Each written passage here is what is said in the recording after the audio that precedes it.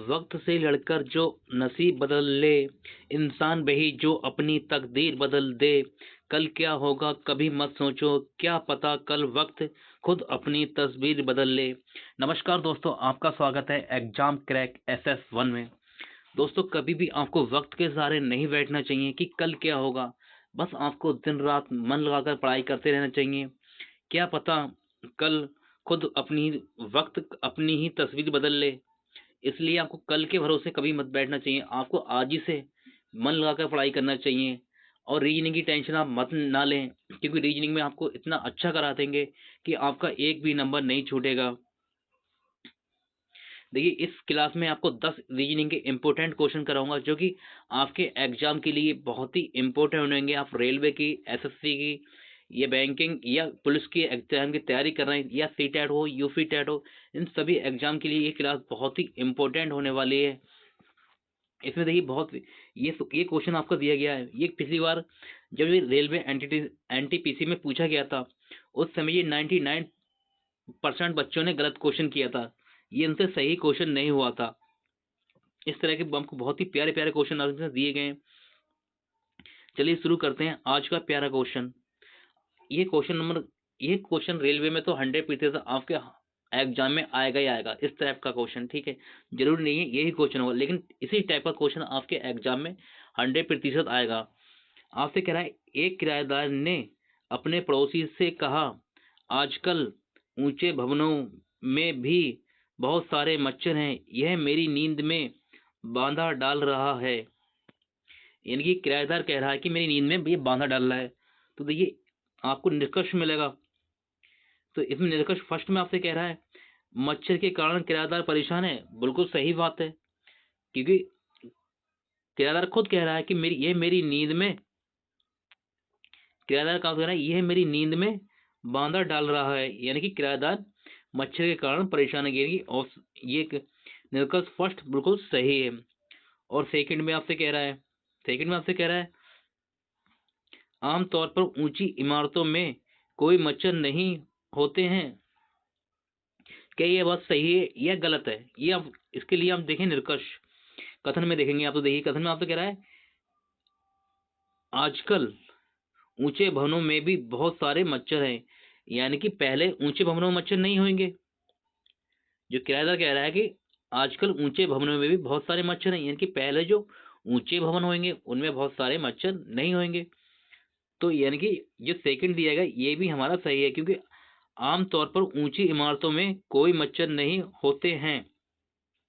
कि जो ऊंची इमारत होती है उनमें मच्छर नहीं होते। और कथन में भी आपसे कह रहा है और निष्कर्ष में भी आपसे कह रहा है, यानी कि ये बात बिल्कुल सही है। तो हमारे दोनों फर्स्ट और सेकंड सही है, यानी कि आपका आंसर होगा ऑप्शन नंबर सी। दोनों निष्कर्ष अनुसरण करते हैं। ऑप्शन नंबर सी आपका बिल्कुल राइट हो गया। चलते हैं अगले क्वेश्चन पर।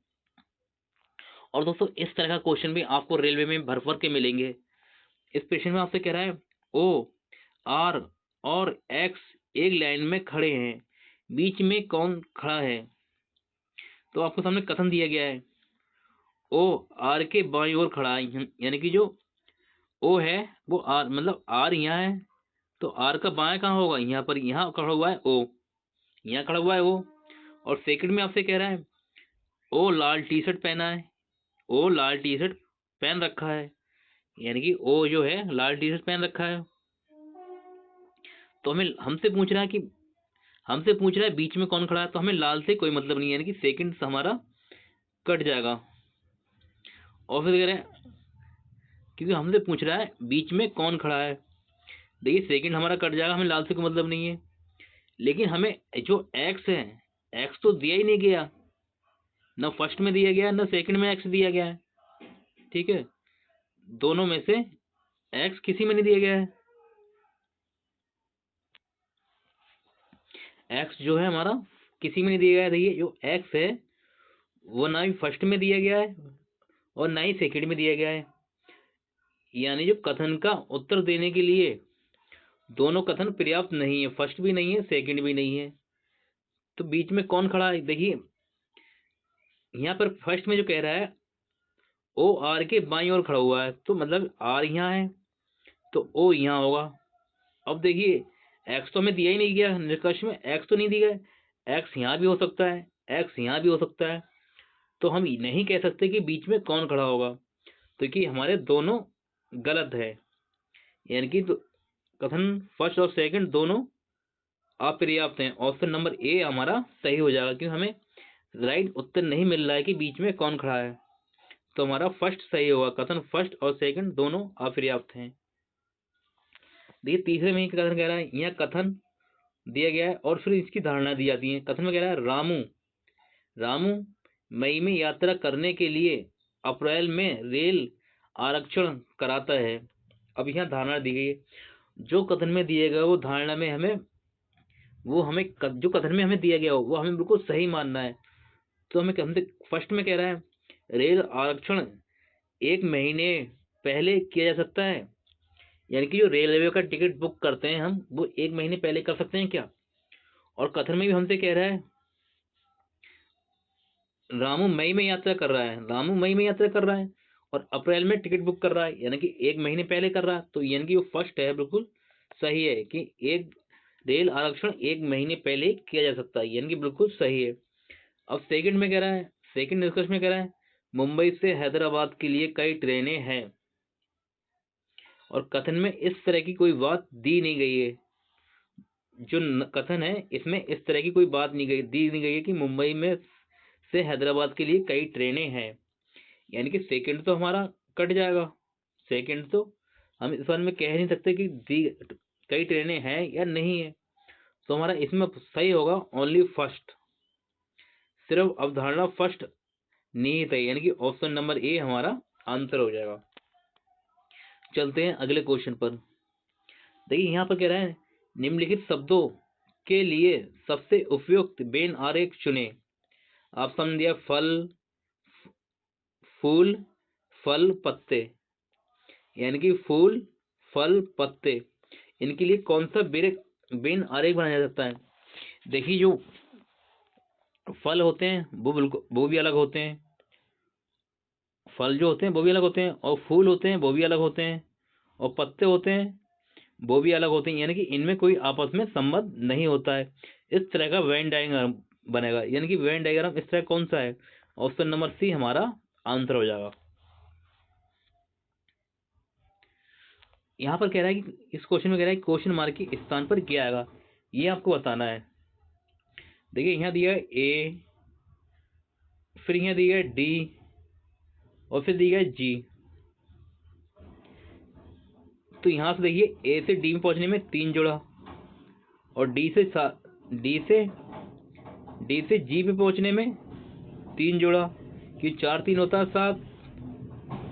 देखिए ए 1 पर आता है और डी आता है 4 पर, यानी कि इनका अंतर 3 का, और डी आता है 4 पर, जी आता है 7 पर, इनका अंतर भी 3 का। तो इस हिसाब से हम देखें, नीचे वाले में देखते हैं, एस आता है 19 पर, और आपका वी आता है 22 पर, यानी कि इनका अंतर भी 3 का, और फिर आपका वी आता है 22 पर, वाई आता है 25 पर, यानी कि इनका अंतर भी 3 का, यहाँ अंतर 3 का दिया गया है। तो यहाँ दिया गया है जे, यहाँ दिया गया है जे आता है 10 पर, और प्लस इसमें 3 जोड़े हम, तो ये जाएगा 13, 13 पे आता है एम, 13 पे आता है एम। लेकिन हमें अंतर करना है ना,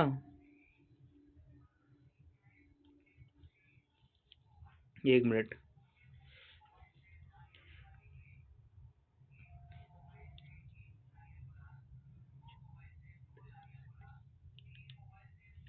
जे आता है 10 पर, जे आ रहा है 10 पर, और 10 में हम 3 जोड़ दें तो 13, और 13 पे आएगा एम, यानी क्वेश्चन मार्क के स्थान पे आएगा एम, और फिर देखिए नंबर यहाँ दिए गए, यहाँ 7 दिया गया है, यहाँ 9 दिया गया है, यानी कि यहाँ इनका अंतर 2 का है, और यहाँ 9 और 11, यानी कि इनका अंतर भी 2 का है, और यहाँ 11 और 13, यानी 2, यहाँ भी 2 का अंतर है, 13 और 15, यहाँ भी 2 का अंतर हो रहा है। तो यानी 9 में हम 2 जोड़ दें तो 11 बनेगा, यानी कि 11 एम, और 11 में हम 2 जोड़ दें तो 13 बनेगा, यानी कि बिल्कुल सही है।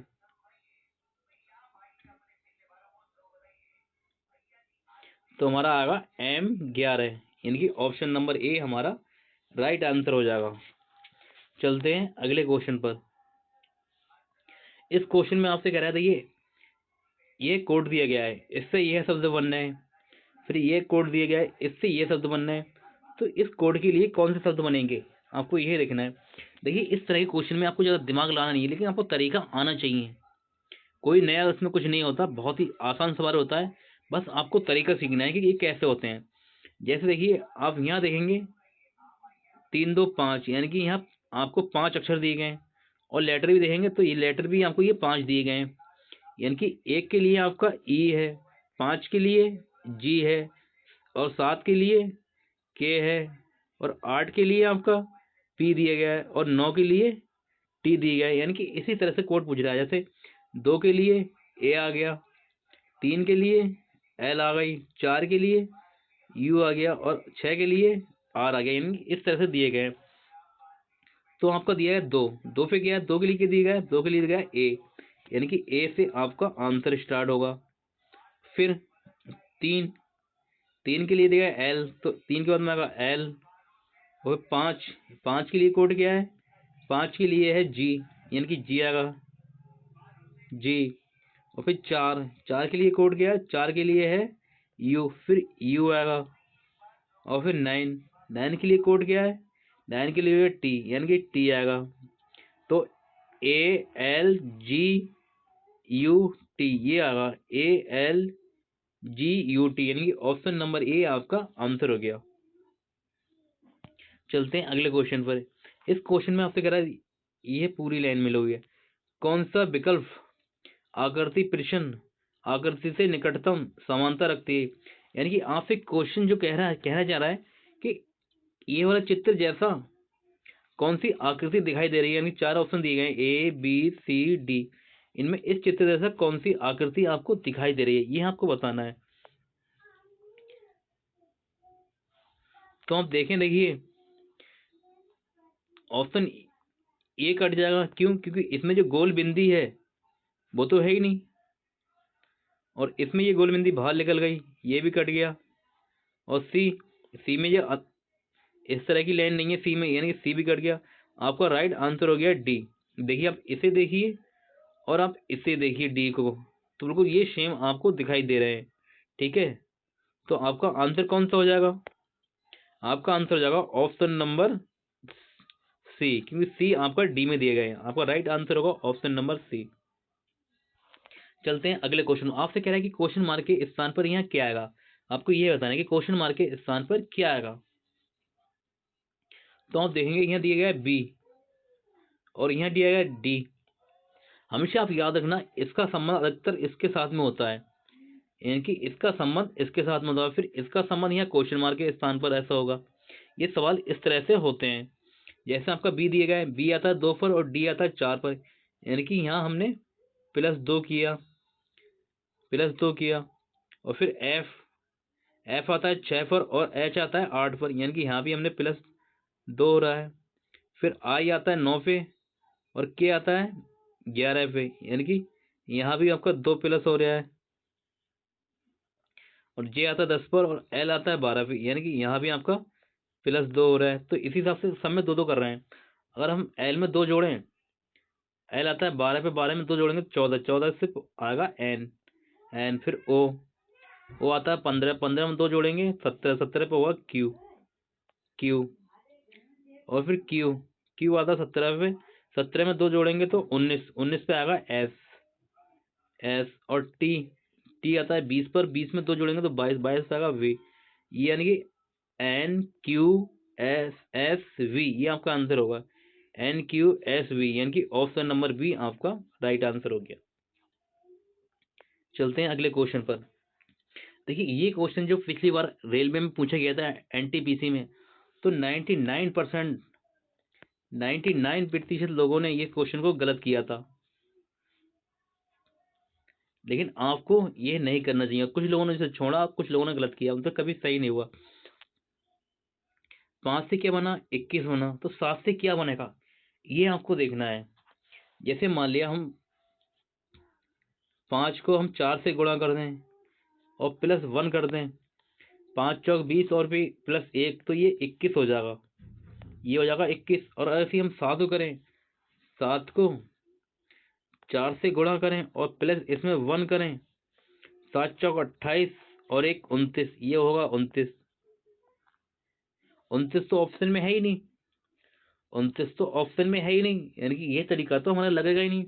फिर क्या लगेगा, फिर क्या लग रहा है इसमें? अगर आप ध्यान से देखें तो 5, जो 5 दिया गया है, 5 के बाद 5 से पहले क्या आता है? 4। 5 से पहले आता है 4, तो हम इसे 4 से गुणा करेंगे और प्लस इसमें 1 करेंगे। 5 से पहले आता है 4, तो 4 से गुणा करेंगे और प्लस इसमें 1 करेंगे। 5 चौक 20, तो 21 हो जाएगा, ये हो जाएगा 21।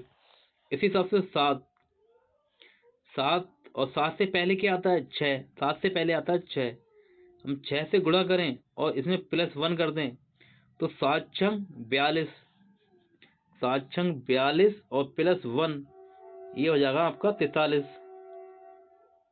43 दिए गए ऑप्शन में, बिल्कुल दिया है, ऑप्शन नंबर बी में 43 दिए गए। ये बहुत ही आसान भी है और बहुत ही टफ क्वेश्चन भी है। आपका राइट आंसर हो गया ऑप्शन नंबर बी। आप इस क्वेश्चन को नोट्स बनाकर लिख लें, क्योंकि ये तरीके भी आपके एग्जाम में मिलेंगे देखने को, क्योंकि रेलवे में बहुत बहुत सारे एग्जाम होते हैं और पता नहीं आपके कौन से एग्जाम में ये आपको क्वेश्चन मिल जाए। चलते हैं अगले क्वेश्चन पर।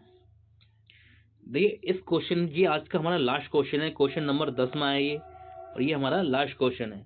आप कह रहे हैं दिमाग शरीर, यानी कि दिमाग का संबंध है शरीर से, तो यहाँ क्वेश्चन मार्क दिए गए, यहाँ क्या आएगा आपको ये पूछ जा रहा है।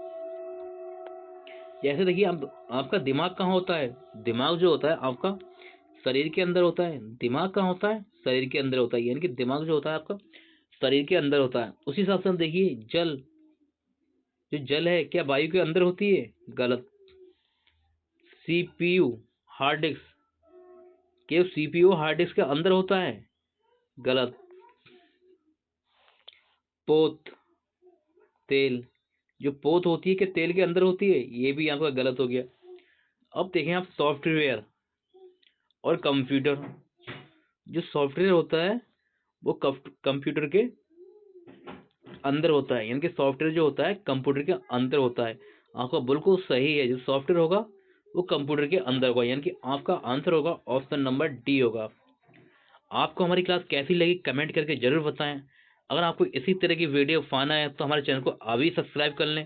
आपको वीडियो अच्छी लगी हो तो कमेंट करके जरूर बताएं, हमारी वीडियो को लाइक शेयर जरूर करें। मिलते हैं आपसे अगली क्लास में, तब तक के लिए जय हिंद।